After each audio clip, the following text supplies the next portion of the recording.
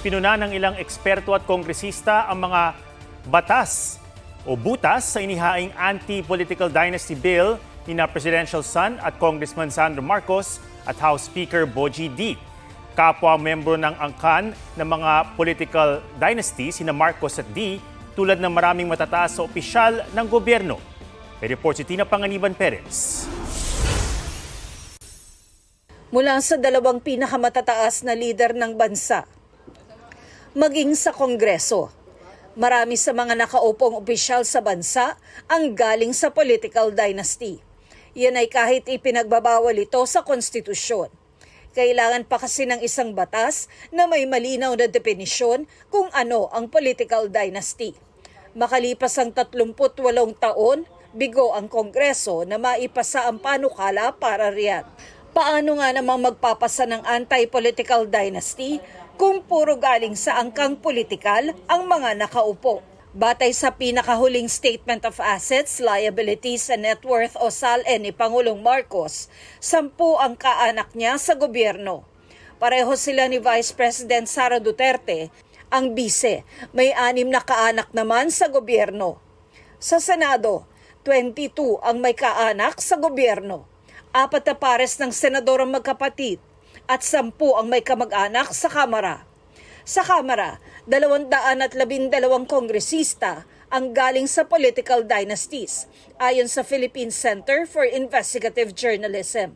Kabilang ang mismong House Speaker na may 14 na kaanak sa gobyerno. Bagamat galing sa political dynasties, naghain ng sariling bersyon ng anti-political dynasty bill sina D at Congressman Sandro Marcos. Ipinagbabawal nito ang magkakaanak hanggang 4th degree of consanguinity at affinity na tumakbo ng sabay sa isang eleksyon, tulad ng asawa, kapatid, magulang at anak. Kung ang isang individual ay incumbent o kandidato sa isang national position, bawal mahalal ang kanyang kaanak sa isa pang national position. Halimbawa, di na pwede ang magkapatid na parehong senador. Di rin pwedeng umupo ang magkakaanak ng sabay sa posisyon sa parehong probinsya, syudad, munisipalidad o barangay.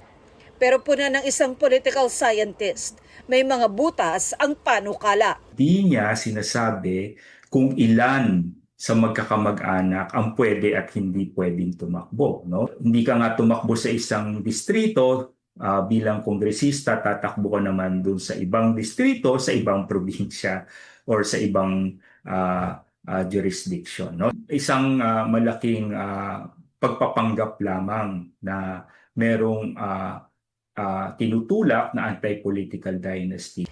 Tingin naman ng ilang mababatas, taliwas sa pagbabawal sa political dynasty ang panukala ni D at Marcos. Under their proposal, a family can have 5 sitting officials, public officials simultaneously.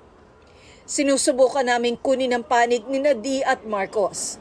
Matagal nang isinusulong ang pagbabawal sa political dynasty na iniuugnay rin sa korupsyon. Batay sa pag-aaral ng Ateneo de Manila University School of Government noong 2022, sa ilang probinsya ay may mga negosyong nakikipagtulungan sa mga dynasty para palawigin pa ang di pagkakapantay-pantay sa politika at yaman. Sa ngayon, hindi bababa sa 100 ang nakahaing anti-political dynasty bill sa Kamara na tatalakayin sa Enero. Kasama ang anti-political dynasty bill sa mga priority bill ng Pangulong Marcos. Pero hindi raw ito sasertipikahang bilang urgent ng Pangulo. Sinasabi ng konstitusyon, kailangan mag-certify as urgent ng bill ang Pangulo.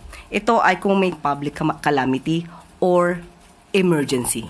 Tina Panganiban Perez, nagbabalita para sa GMA Integrated News.